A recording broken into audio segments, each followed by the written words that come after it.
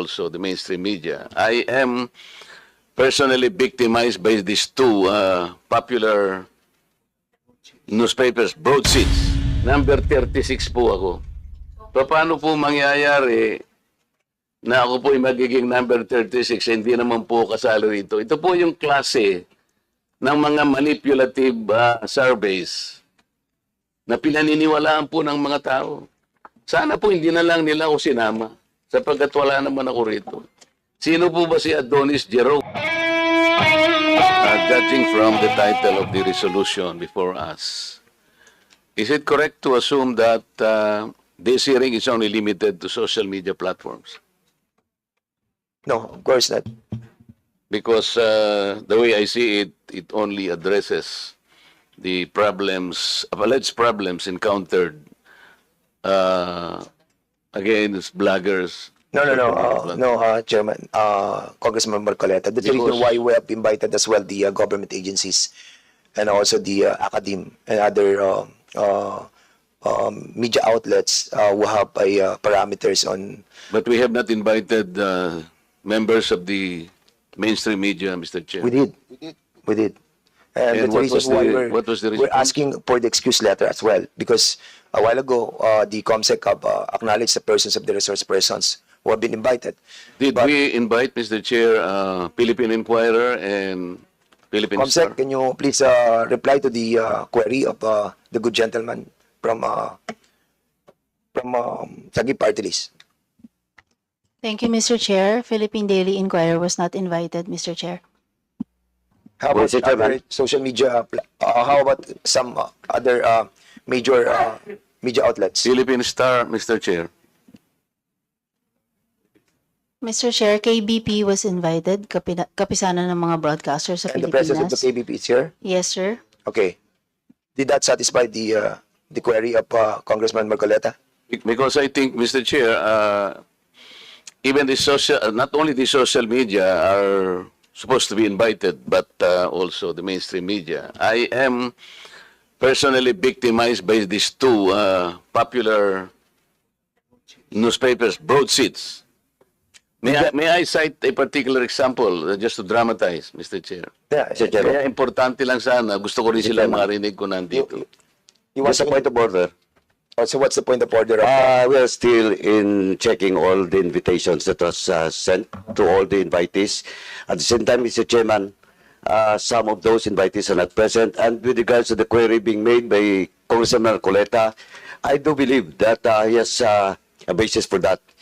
And since, Mr. Chairman, the COMSEC has confirmed that indeed Philippine Daily Inquirer and Philippine Star are not invited in today's hearing.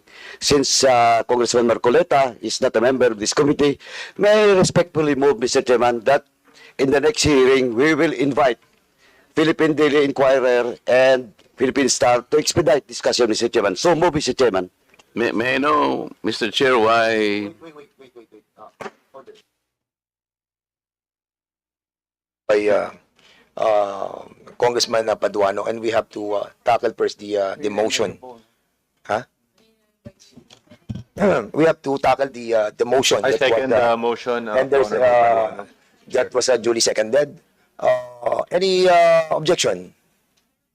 Hearing none, the said motion is now approved. So, Congressman Marcoleta, your query is valid. Unfortunately, I think it's the fault of the COMSEC for not inviting, because you have to consider as well that we have invited so many already for the bloggers. It was like 40, and we cannot accommodate everybody. And that's the reason why your query is so valid that we will be inviting them in the next hearing. And at the same time, having said that, your story about being victimized of those two broadsheet can be tackled in the next hearing. So the next item. Mr. Chair. Yes, you have the floor right now, Congressman. I just would like to find out if Miss Elizabeth Joey Cruz, aka Joey Devere, Vivre, was invited. Consent, If he was invited, I'd like A point of order, Mr. Chairman. what's the point of order? Once again, Mr. Chairman, the floor is still with Congressman Marcoleta, and is she okay na po ba? Congressman Marcoleta, with regards to the query, that I Well, actually, move to invite Philippine Daily Inquirer and Philippine Star. Yes, And yes, it was yes. approved. Well, Now, actually, I have already taken action. yeah, I on know. the But query of the floor is still Congressman. with Congressman Marcoleta, and I asked personally Congressman Marcoleta to the chair if he is satisfied with the motion that I have made, Mr. Chairman. And after that, siguro, let's proceed with another member of the House of this committee. Congressman Marcoleta, please. Thank you, Mr. Chair. I still have to include another aspect of inquiry. Kasi hindi lamang po yung social media at saka yung mainstream media. I was also personally victimized by certain survey firms. Nagsasurvey po sila. For example po, yung SWS, kailangan sabihin ko na po. Nag-survey po sila ng third quarter survey last year. And they listed 40 names, senatorial preferences. Nandito po sa akin, ibibigay ko po yung kopya po, reference ng ating committee. There are 40 names mentioned and indicated in that list. Ito po, Mr. Chair. Gusto ko lamang pong i-emphasize na dito sa 4 na pong senatoriables po na kanilang ginamit dito sa survey na to, meron pong 6 na relatively unknown. Babasahin ko po ang pangalan. Adonis Jerome, Andamo Jocelyn, Arambulo Ronel, Doringo Mimi, Floranda Mori, Danilo Ramos. Meron po naman 7 na sikat, Mr. Chair, pero hindi naman nagpahayag po ng pagtakbo bilang senador. Andiyan na po si dating Pangulong Rodrigo Duterte, dating Senador Franklin Drilon, dating Senador Richard Gordon, Harry Roque, dating Vice Presidente Robredo Maria Leonor, at saka po yung ating Secretary of Defense, Gilbert Chodoro. Pero po malinaw dito, Mr. Chair, hindi po nila ako nilagay dito sa 40. Pero no pong yung outcome pong ito ipalabas nila, number 36 po ako.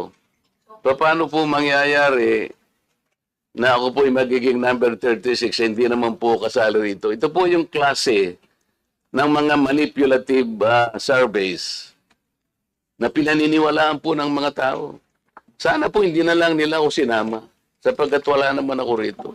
Sino po ba si Adonis Jerome, Andamo Jocelyn, Arambulo Ronel, Doringo Mimi, Floranda Modi, Mr.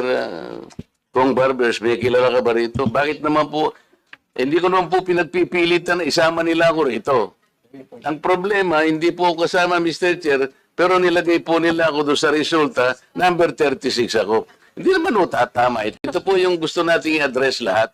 Hindi lamang po social media.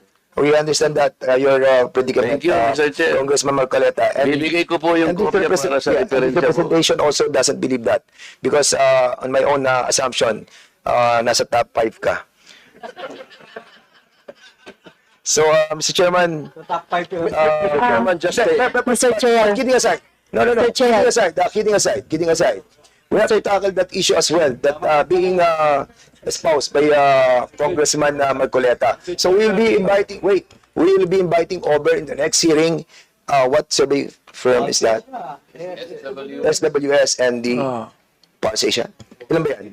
Ito lang muna yung nakita ko. Because- At saka yung Manila Broadcasting Corporation. MBC. Because in the House resolution itself, the House resolution number 2147, it clearly states, Social media lang. Yeah. Medyo lang eh. Oh, kaya yun lang yung topic natin.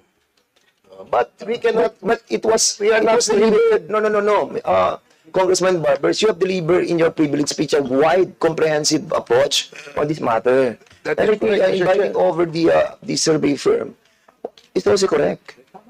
yeah, maybe we Because can we are tackling expand. not only the House Resolution number 2147, we're also tackling 2 privileged speeches that was delivered by you. So I think may basis po yung kay Congressman Marcoleta. Okay, and at the same time,